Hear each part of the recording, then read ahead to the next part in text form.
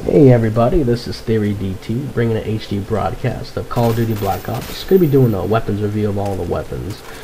Starting out with the assault rifles this week, I'm going to be doing the M16. Right now I'm just going to be showcasing a little bit of hip fire and aim down sights to show you the grouping of the bullets. At close range it's not too bad. The grouping of the bullets is fairly accurate, but of course, hip firing and aiming down the sights is two completely different stories, but different situations, call for, how you're going to be handling the weapon. Something to point out though, this is actually the default weapon that you start out with, much like Call of Duty 4. This gun is still very accurate, still very deadly. I know some people have considered this a try-hard weapon. Really, I can't argue that this gun, there's really nothing really too bad to say about it, other than the fact that it cannot go full auto.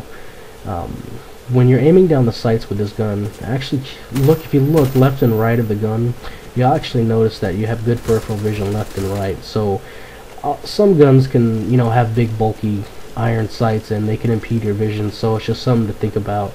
Definitely getting used to the mechanics of the gun itself with the iron sights first before throwing on any fancy attachments. Especially if you want to go and try just bare bones, it's definitely a good place to start. With this weapon in particular, the red dot, from what I understand, the community and some of the fans have noticed that when putting on red dots or the reflex scope, it actually keeps the grouping of the bullets tighter and the visual recoil down. I'll have to agree, at least with the visual recoil being reduced.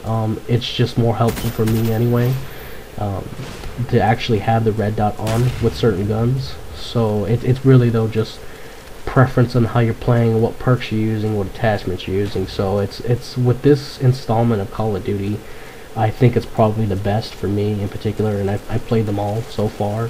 The weapon customization, the player layouts that you can actually create for yourself, I mean, they're so in-depth now with Black Ops.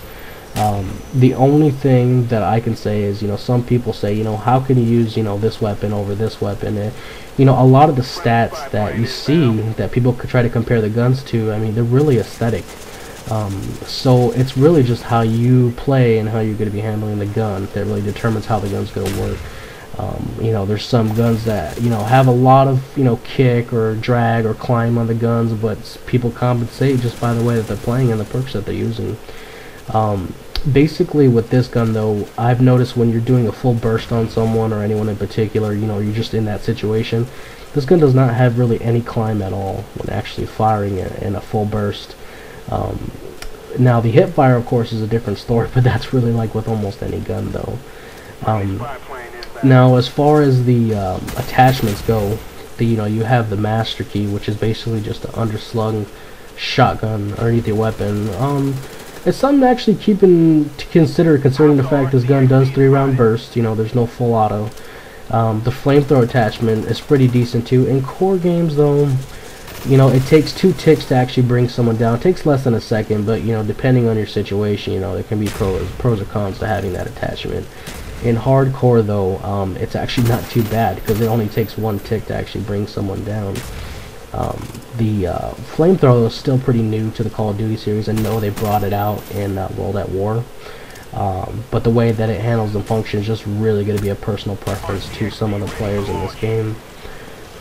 If you've noticed too, I'm not really using any of my kill streaks. I'm just trying to show the core mechanics of the weapon itself rather than just trying to go for the top score, because I know I got mortar teams and like helicopters. I think I used the mortar team right here, just the fact I didn't see anyone for a while. I know too as well with this gun in particular, having a silencer is actually pretty nice too, so there's no flash in your screen too when you're actually firing the gun, excuse me. And with the master key, going back to that, I noticed that when you're playing in hardcore, people actually use that very well, and you can actually almost snipe with it.